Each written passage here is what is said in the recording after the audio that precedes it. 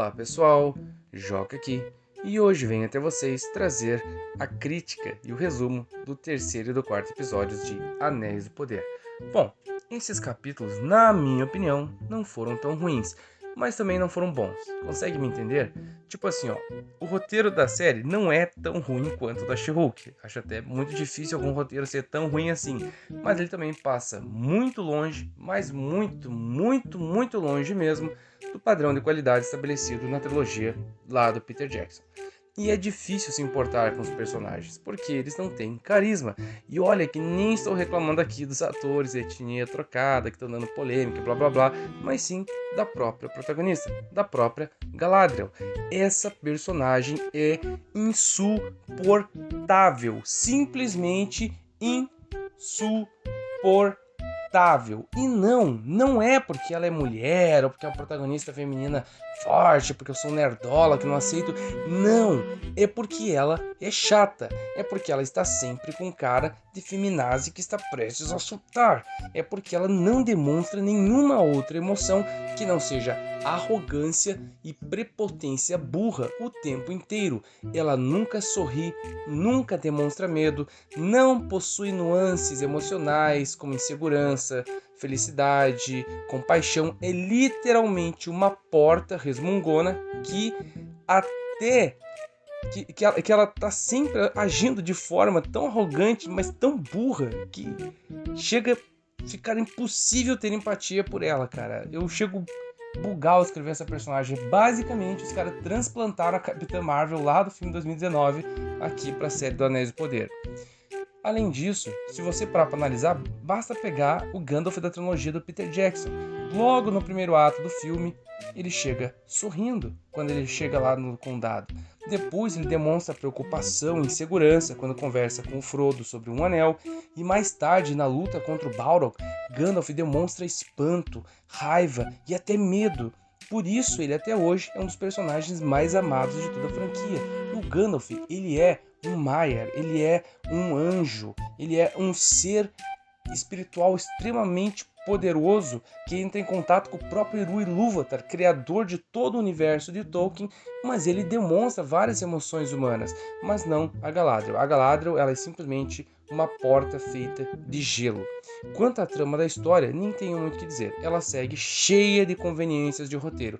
Por exemplo, Galadriel foi resgatada por um navio de Númenor, local onde está o irmão, lá o descendente, né, da família do Elrond, local onde há um capitão leal aos elfos, o Elendil, e que fará de tudo para ajudá-la. E claro, ela descobre que o Halbrand, né, aquele cara que aleatoriamente salvou a vida dela no mar, é na verdade um príncipe que, assim como ela, quer vingar sua família por conta do resultado da guerra contra Melkor. Ou seja, é muita conveniência de roteiro. A mulher pula no mar aleatoriamente, é salva justamente pelo cara que ela precisa se aliar quando chegar na Terra-média e vai literalmente pro local onde ela precisaria ir para conseguir o exército e marchar contra Sauron na Terra-média. Quanto aos núcleos lá dos pé peludos, eu só tenho a dizer que torço muito, mas torço sim de verdade, do fundo do coração, para que aquele barbudo que caiu do céu na forma de um meteoro não seja o Gandalf. Porque, além disso não ter nada a ver com o que está nos livros, Gandalf com certeza não seria enviado pelo Deus Todo-Poderoso para a Terra-média na forma de um velho abobalhado que sequer sabe falar. Mas confesso que eu estou bem desesperançoso quanto a isso. Eu acho que eles não vão deixar de usar a cartada do Gandalf porque é um personagem que todo mundo adora.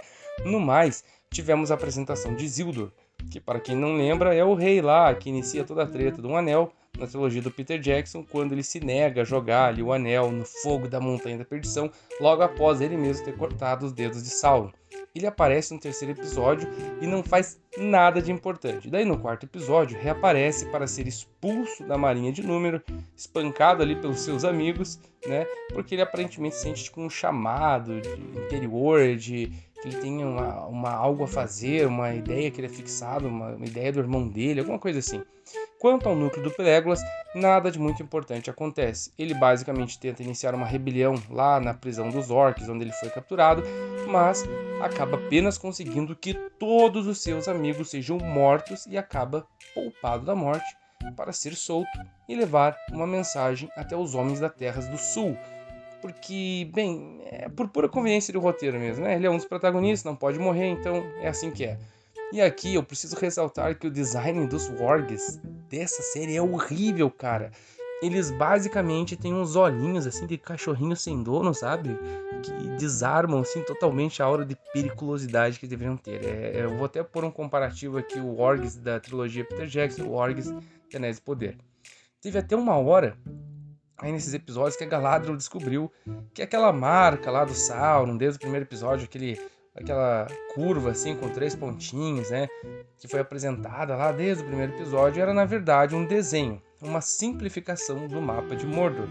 E que para descobrir isso, pasme, bastava virar a imagem de ladinho assim. Sério mesmo, é isso mesmo, esse era o grande mistério.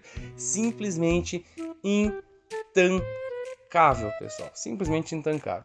Ali, seguindo, no episódio 4, acontece menos coisas ainda, porque essa série consegue, mostrar pouca coisa em um espaço muito, muito longo de tempo. Ela começa com os habitantes lá de Númenor reclamando que os elfos irão entrar na ilha e roubar seus empregos, porque, né, o Trump e seus eleitores alugaram um triplex, um quadriplex, alugaram um condomínio na cabeça de Hollywood, e agora toda produção moderna precisa ter ali algum tipo de crítica ao cidadão médio americano, eleitor do Trump e blá blá blá blá. Também temos a volta do Elrond, que é o único personagem que, na minha opinião, na minha sincera opinião, humilde opinião, possui nuances de personalidade. É o único personagem que não é irritante. Lá, o elfo lá, o Pelégolas, ele tá sempre brabo, sempre... Você pega a Galadriel, ela tá sempre a ponto de surtar. Já o Elrond, ele demonstra preocupação, raiva, gentileza, ele demonstra medo, apreensão, então ele tem toda uma nuances de emoções ali que torna ele menos intragável que os outros personagens.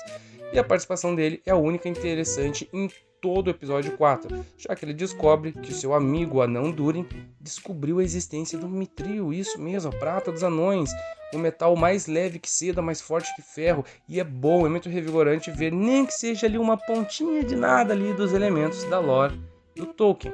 Nesse episódio também vemos que a rainha de Númenor, né, que no livro é só uma pau-mandada do seu primo / marido Ar-Pharazôn, na verdade não era tão má assim, e nem era assim tão anti-elfo como pensávamos, né? Porque, né, ela é mulher numa produção moderna, portanto ela não pode ser má. Ela apenas estava entristecida, amarga, porque seu pai está prestes a morrer, e porque ela vê ali quando ela toca num Palantir que tem ali em Númenor, que aquela ilha vai afundar no mar. Daí então, ela manda uma frota de navios zarpar de Númenor sob o comando de Galadriel e ir até a Terra-média caçar Sauron, mesmo depois da Galadriel tê-la desrespeitado na sua corte uma vez, ter roubado pergaminhos secretos, ter desrespeitado ela na sua corte pela segunda vez, ter agredido seus guardas e fugido da prisão, e mesmo depois que o parceiro da Galadriel, Halbrand, ter roubado e arregaçado os moradores da ilha na base da porrada. Ou seja, cara, tudo acontece favorável aos personagens. O resto são tramas extremamente relevantes, como por exemplo a do moleque, filho da Emissol lá, que o Pelégolas gosta. Ele achou uma espada do Sauron e aí fica fazendo estripulias ali, só pra toda hora ter que ser salvo pelo Pelégolas. E é isso, ou seja, não importa o que aconteça nessa série, e não importa o quão burras sejam as escolhas dos personagens, eles magicamente, convenientemente, vão ser levados exatamente para onde precisam estar para que a história avance. Parece que o roteiro conspira para que tudo dê certo para os personagens, e isso mata totalmente a sensação de risco que a trama precisaria ter. Não há aqui uma sensação de ameaça, você não se sente investido numa história real, que os personagens podem ali acabar se dando muito mal. Não há suspensão de descrença, você se sente assistindo uma coisa morna, extremamente planejada para tudo dar certo no final. Tá certo que quase toda obra de aventura e fantasia é assim, tranquilo, mas a narrativa precisa te envolver e te fazer esquecer que aquilo é uma história que pode provavelmente dar tudo certo no final. Ela precisa te envolver na história dos personagens e te fazer temer pelo destino deles. Essa série fracassa monumentalmente nisso, tá? Enfim, eu dou nota 5 de 10 para esses episódios, mas sendo bem generoso mesmo, tá? E esses episódios foram bem medíocres. E acredito que a tendência é cada vez piorar mais. E eu cravo o lacrômetro em 7 de 10. O lacrômetro só vai subindo, e eu acho que ele vai até ultrapassar de 10 nos episódios finais, tá bom?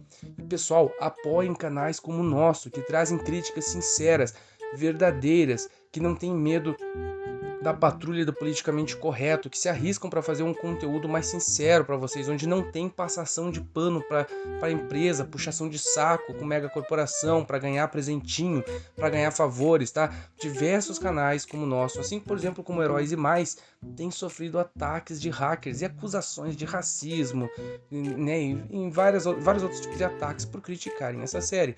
E olha que, por exemplo, no caso dos apresentadores do Heróis e Mais, eles são negros, né? Estão lá sendo acusados de racismo, o canal deles foi hackeado, os vídeos sobre o Senhor dos Anéis que eles estão fazendo são excelentes, foram apagados, né? Então procure apoiar para que a gente possa criar uma rede aqui que demonstre que a nossa opinião também tem voz, que nós somos um demográfico que existe e que as pessoas precisam acostumar a escutar as nossas críticas, tá bom? Enfim, nos apoiem, deixem o like, que é muito importante para o engajamento do vídeo, tá? É importante demais. Se inscrevam no canal, venham fazer parte dessa tropa que cresce cada dia mais e cliquem no sininho porque o canal é pequeno e só assim nossos vídeos vão aparecer no seu feed, tá bom? Enfim, pessoal, muito obrigado pela atenção, muito obrigado pelo carinho sempre, até a próxima e fiquem com Deus.